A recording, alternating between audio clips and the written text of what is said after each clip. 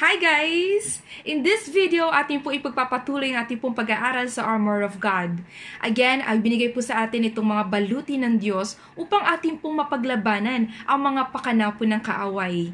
Sa unang video po natin pong ginawa, kung matatandaan po natin, atin pong tinalakay ang Belt of Truth. And ngayon po, atin pong namang pag-uusapan ang ikalawa pong sangkap ng baluti ng Diyos. At ito po ay walang iba kundi ang breastplate of righteousness. Sa Ephesians chapter 6, verse 14, dito po ay sinabihan tayo na itakip daw po natin sa ating pong dibdib ang breastplate of righteousness o ang baluti po ng katuwiran.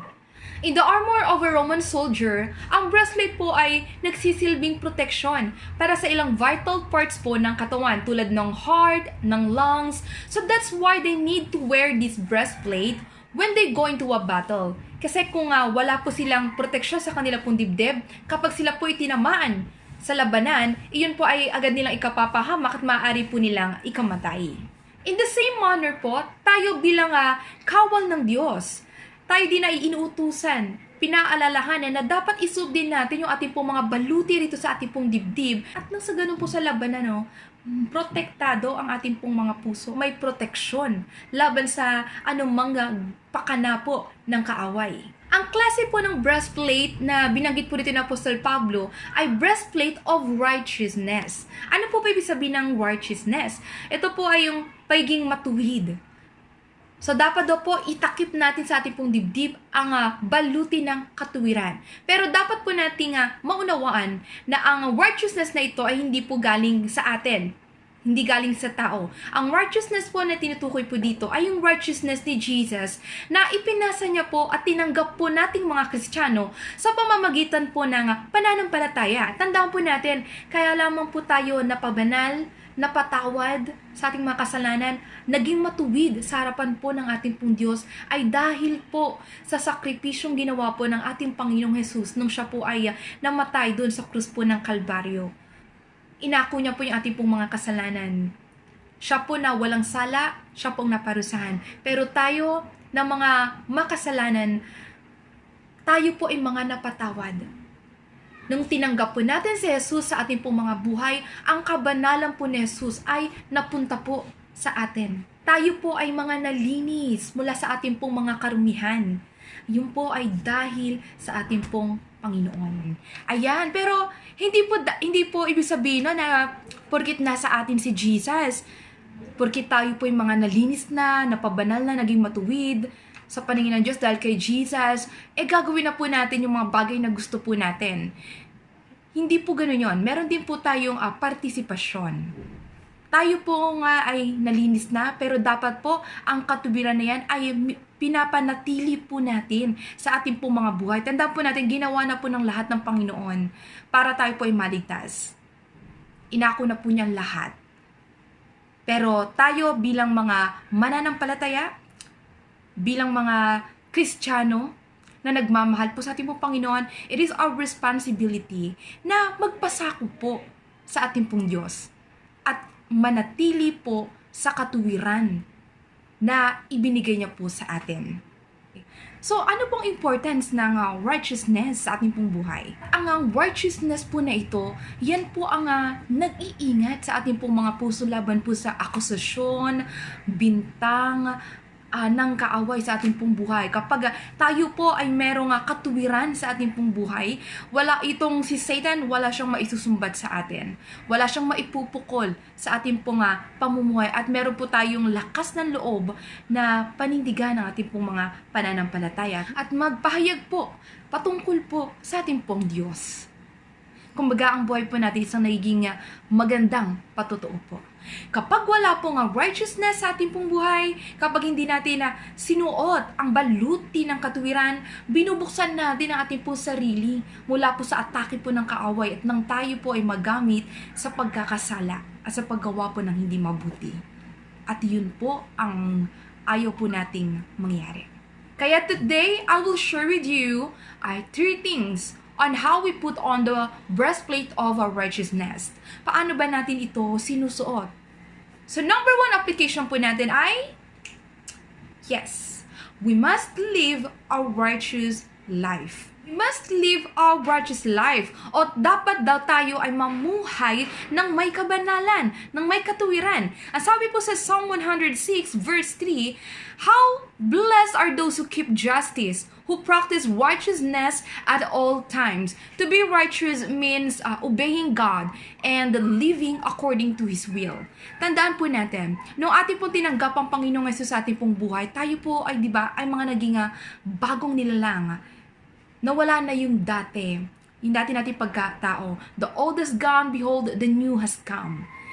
Tayo po yung mga nilinis na ng Panginoon. So, dapat po, tayo po ay, katulad na sinabi natin kanina, ipanatili po natin yung kabanalan, katuwiran na tanggap po natin sa Panginoon. Mamuhay tayo ng tapat at kaaya-aya po sa paningin po ng ating pong Diyos. Yung mga dati po natin yung ginagawa na hindi po mabuti, dapat po iwanan na po natin, dahil wala ni luma nating pagkatao. But you might say, ang hirap kayang magbago. Hindi naman agad-agad nagbabago tayo. Totoo naman po yun. Tayo pong lahat ay nasa proseso. Dapat pong malinaw sa atin yan. We are still on the process. Nililinis pa po tayo ng Panginoon from glory to glory. Pero dapat tayo po ay nakikipag-cooperate.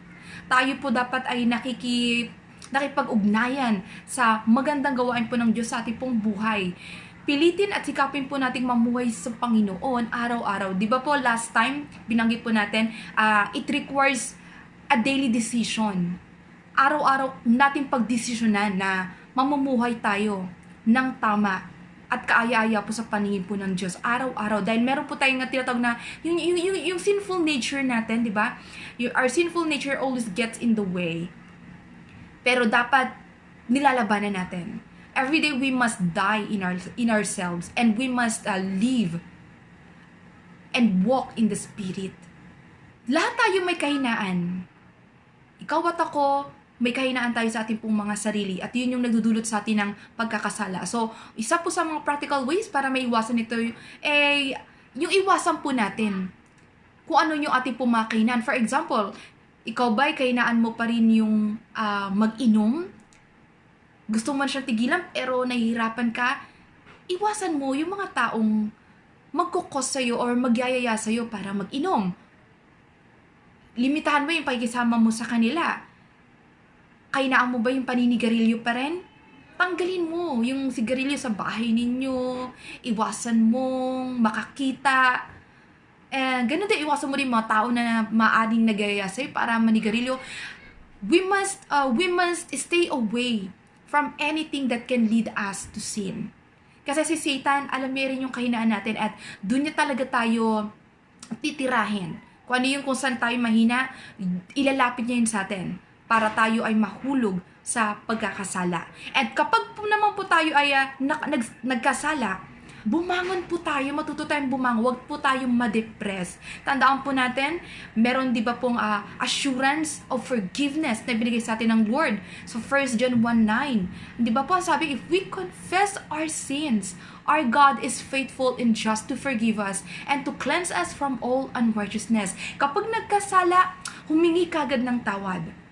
Huwag po nating hayaan na yung kasalanan manatili sa ating puso ng matagal. Ihingi agad natin, i-confess kagad natin para tayo po ay mapatawad at malinis sa ating pong karumian. And then, magpatuloy. Ang laban po ng isang Kristiyano, ang ating pong spiritual battle, araw-araw nandyan yan, everyday. At hindi po madali. Pero ang kagandahan yan, ilang beses man po tayo madapa, maraming beses man tayong magkasala, tandaan po natin, gano'n din tayo karaming beses iangat at patawarin po ng ating pong Panginoon. Ang mahalaga lamang po, huwag po tayong susuko. Magpatuloy po tayo sa ating pong takbuhin sa ating pong pananampalataya. At sikapin po na mamuhay po ng matapat at mamuhay po ng banal. Live a righteous life. Sa biyaya at sa tulong po natin pong Panginoon, makakaya po nating gawin iyan. Amen po. So, pangalawang bagay po, second application on how we put the breastplate of righteousness is to meditate the Word of God. So, sabi po sa Joshua 1:8, do not let this book of the law depart from your mouth. Meditate on it day and night so that you may be careful to do everything written in it. Then you will be prosperous and successful. So, i-meditate daw natin ang salita po ng Panginoon. Anong kalagan ng pag-meditate po ng Word of God? Tandaan po natin kapag tayo po ay maalam, kapag alam po natin ang sinasabi po ng salita ng Panginoon, magkakaroon po tayo ng karunungan kung paano po mamuhay ng may katuwiran. Ang salita po ng Diyos ang naglilinis po sa ating pong lahat. Tayo po ay nalilinis ang ating pong mga puso sa tuwing pinupuno po natin ng salita ng Diyos ang ating pong mga puso. Ang sabi po sa Biblia, kung ano daw ang laman ng ating pong mga puso, siya din pong ating pong sinasabi. Kapag puno po ng magandang bagay, di ba? Ganon din, magandang mga bagay din ang lalabas sa ating pong bibig. Yan, so meditate the Word of God. Kumuha po kayo ng verse, life verse, or ano man po yun na nagrema sa inyo pong puso habang nagbabasa kayo ng Biblia. Kunin nyo po yung verse na yun, kabisaduhin po ninyo.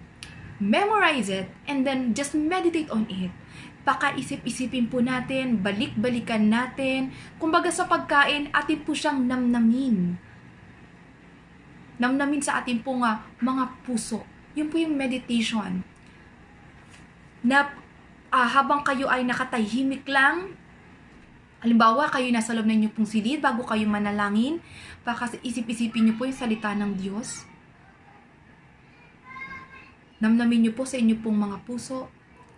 Yun po yung meditation. Ang sabi po sa Psalm 119 verse 11, I've hidden your word in my heart that I might not sin against you. So yan po. Itago natin ang salita ng Diyos sa ating pong puso nang sa ganoon hindi po tayo makagawa ng bagay na hindi po kalugod-lugod sa ating pong Diyos. So meditate on the Word of God. And lastly, para maisuot po natin ang ating mga baluti ng katuwiran, maipanatili ang katuwiran na tinanggap natin sa ating pong Panginoon, is to turn to God when we face temptation. Alam po natin na ang temptation po ay nandyan lang everywhere. Saang dako man tayo tumingin, taas, baba, nandyan ang temptation. Hindi po yan nawawala. Temptation is not a sin. Ito po ay nagiging kasalanan when we give in to the temptation. Doon po tayo nagkakasala. Narinig nyo na po yung kantang, di ba nga, "O tukso, layuan nyo ako." Ayan. Pwede i-risk kaya natin yun. Edit ko yun, hindi. So, yun. Yung kantang yun, totoo po ba na ang tukso po ay lumalayo? May nagsasabi ng oo, may nagsasabi ng hindi. Ang sagot po dyan ay hindi. Ang temptation po, hindi po tayo lalayuan yan. Kaya kahit ano pang kanta ang gawin natin dyan, kahit ano pang pagpapalayo yung gagawin natin dyan, hindi po lalayo yung temptation. Dahil ang gustong gawin po ng temptation ay ang lapitan tayo. Ang masilo tayo, ang mahulog tayo sa kasalanan. Ang dapat po na lumalayo sa temptation ay ikaw at ako. Tayo dapat yung lumayo. Tayo yung tumakbo palayo sa temptation. So whenever we experience temptation in our lives, the best thing that we must do is to run away from it and to turn to our God. Ang sabi po sa James chapter 4 verse 7, "Submit yourselves then to God. Resist the devil and he will flee from you. Come near to God and he will come near to you." So kapag nandiyan po ang kaaway, i-resist po natin siya, labanan po natin ang kaaway, tumakbo, palayo, para hindi po tayo magkasala. Palagi po nating piliin. Tandaan po natin, palagi po nating piliin ang wag magkasala. Mag-pray. Lord, nandito na naman yung temptation.